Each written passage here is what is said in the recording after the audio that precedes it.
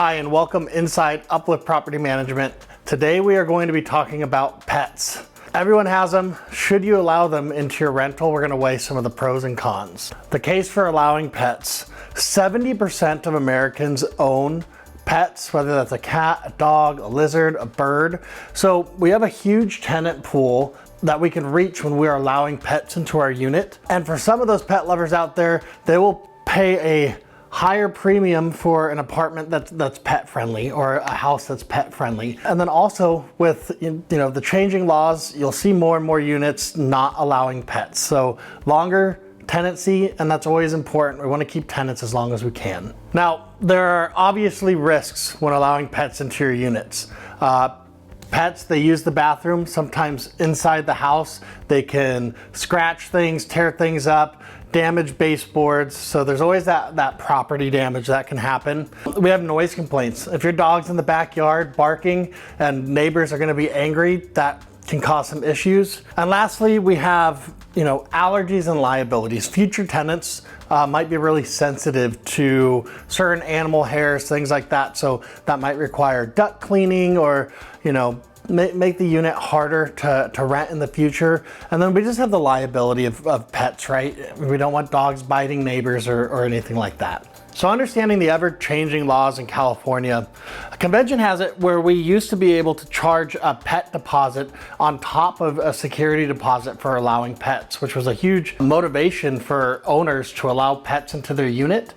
With some of the laws that have changed, unless you're an exempt unit, you cannot charge more than 1 month's rent as a security deposit. So for a lot of those multifamily units and apartments, we're no longer able to charge more than a month's rent, which de-incentivizes owners to allow pets into their unit. You still can though do a pet rent. Here at Uplift, we do $75 per pet, but that's a pretty good way to make a little bit of extra income for allowing pets into the unit. If you say no pets and the owner of the pet goes and decides to get a ESA for that animal, you have to allow them into the unit. And if they are an ESA, you cannot charge a security deposit, you cannot charge additional rent for that animal. So just all things to keep in mind. Best practices if we're gonna allow pets is you wanna set clear policies. And you can get granular with the amount of animals, the type of animals you want. If you have restricted breeds, cats only, dogs only, whatever those things may be, just make sure to set clear policies. Charge pet rent.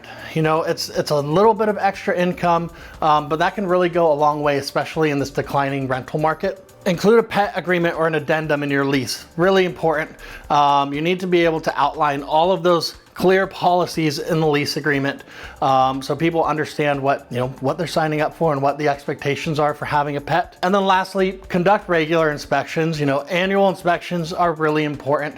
Getting inside the unit, making sure that pet isn't damaging any of the house or anything like that is gonna help you decide if these tenants are a good fit for your unit, but also just staying on top of any maintenance or things that might need to be done. It's really important so those things don't build up. So making the decision, if you want to allow pets, it's really opening up your potential market, the amount of tenants that will apply for your unit. It's very pet friendly here in Southern California.